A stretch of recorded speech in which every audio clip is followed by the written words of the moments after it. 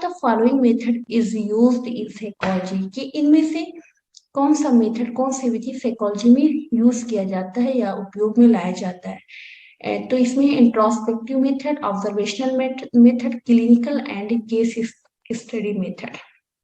तो मैं आपको बताऊं कि साइकोलॉजी के जो मेथड्स हैं उसमें इंट्रोस्पेक्शन भी है, ऑब्जर्वेशनल भी है, क्लिनिकल एंड केस मेथड भी है। तो इस लिहाज से आपका ऑप्शन डी जो है वो करेक्ट हो जाएगा। नेक्स्ट क्वेश्चन बढ़ते हैं। ये पर्सनालिटी जो थ्योरी है यानी साइको एनालिटिक थ्योरी, उसी पे बेस्ड एक मेथड है। In psychoanalytic method the main focus is on, जो साइको एनालिटिक मेथड है, साइको एनालिटिक अप्रोच है, उसमें सबसे ज्यादा किस चीज, मुख्य रूप से किस चीज पर फोकस किया गया? Conscious mind, unconscious mind, mind behaviour. ये सबको पता है कि जो फ्राइडियन थ्योरी है या फ्राइडियन अप्रोच है, जिसको हम psycho analytic theory of personality या साइको एनालिटिक या और साइको डायनेमिक अप्रोच के नाम से जानते हैं, उसमें मन के जो अनकॉन्शियस एस्पेक्ट है उस पर बहुत ही ज्यादा बल दिया गया। तो इस लिहाज से आप अचेतन मन पर बहुत ही ज्यादा बल दिया गया। तो इस psychoanalytic method the main focus is on unconscious mind. Option B जो है वो क्या हो जाएगा आपका? करेक्ट हो जाएगा। क्वेश्चन की तरफ बढ़ते हैं। इसमें पूछा जा रहा है कि we can tolerate frustration because of the function of, हम can we can tolerate frustration because of the functions of, कि जो कुछ भी हम किसी भी तरह के फ्रस्ट्रेशन को जो टॉलरेट कर सकते हैं, किसकी वजह से होता है, यानी ये किसका फंक्शन है, किसका कार्य है?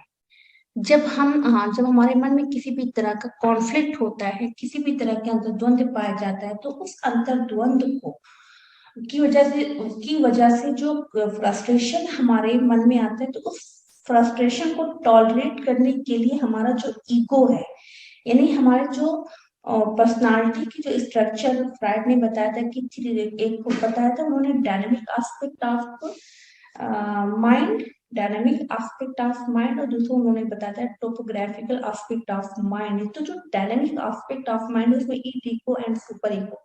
तो इको इट क्या है, ये हमेशा ये प्लेजेंट प्रिंसिपल पर आधारित होता है। ये किसी भी जो बायोलॉजिकल जो नीड होती है, जो इमोरल या कह सकते हैं कि एंटी सोशल जो विशेष होती है, डिजायर्स होती हैं, उनकी तुरंत यानी इमीडिएट सेटिस्फेक्शन पे ज्यादा फोकस करता है।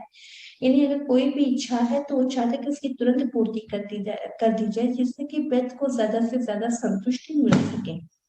तो ऐसी कंडीशन में बहुत सारी इच्छाएं इंसान के अंदर पाई जाती है, जिसकी वजह से व्यक्ति के अंदर एक कॉन्फ्लिक्ट आएगा कि क्यों?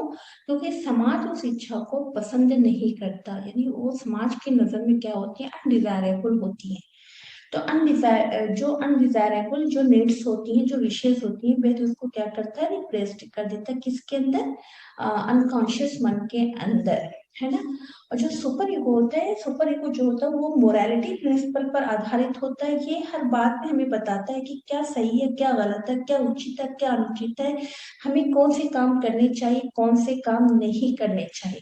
सुपर ईगो के डेवलपमेंट के बाद ही हमारे अंदर जो अंतरात्मा होती है उसका विकास होता है। नहीं, हमारे अंदर जो इनर वॉइस होती है, हमारा जो जमीर होता है, वो सुपर ईगो के डेवलपमेंट के बाद ही होता है। कि जब हमें ये एहसास होने लगे, कि हमें फील करने लगे कि ये सही है, ये गलत, हमें ये करने, हम सुपर ईगो हमेशा उसी कार्य को करने पर बल देता है जो कि सोशली डिजायरेबल होते हैं, जो सामाजिक रूप से वांछनीय होते हैं।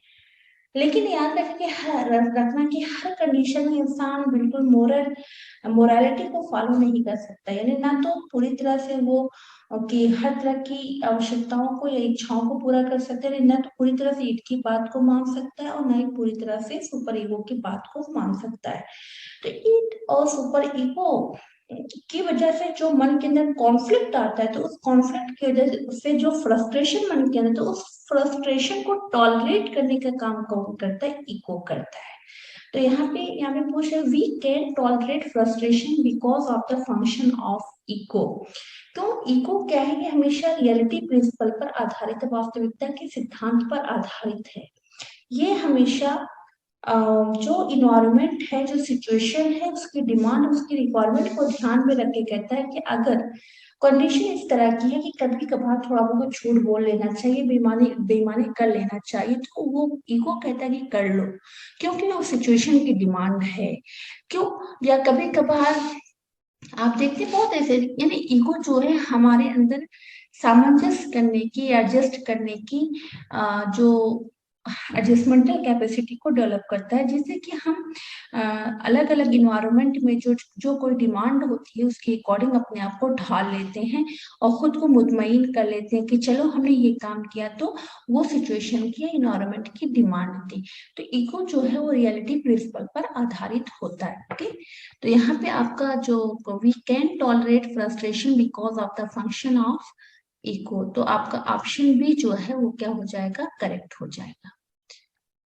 नेक्स्ट क्वेश्चन की तरफ बढ़ते हैं। इसमें पूछा जा रहा है कि acquisition of skills is known as, acquisition of skills is known as, skills को ग्रहण करने को, किसी भी तरह के कौशल को ग्रहण करने को क्या कहा जाता है? यानी जो हम हमारे अंदर जो स्किल्स डेवलप होती हैं, जो उसको स्किल्स को सीखते हैं, एक्विजिट करते हैं यानी उसको ग्रहण करते हैं, तो इस तरह के सीखने को क्या कहा जाता है? तो acquisition of skill is known as, तो मैं आपको बताऊं कि जो स्किल्स होती हैं ये तो कॉग्निटिव लर्निंग नहीं होती, ना तो अफेक्टिव लर्निंग हो, ना लर्निंग बाय कंडीशन रिफ्लेक्स के द्वारा होती है, बल्कि ये साइकोमोटर लर्निंग होती है। क्या है? मनोगति की, क्योंकि इसमें मसल्स का बहुत, यानी जब भी किसी स्किल्स को हम सीखते हैं तो वहां पे मसल्स का रोल होता है। तो ये किस तरह की लर्निंग है? एक साइकोमोटर लर्निंग है, यानी मनोगति की अधिगम है। ठीक है,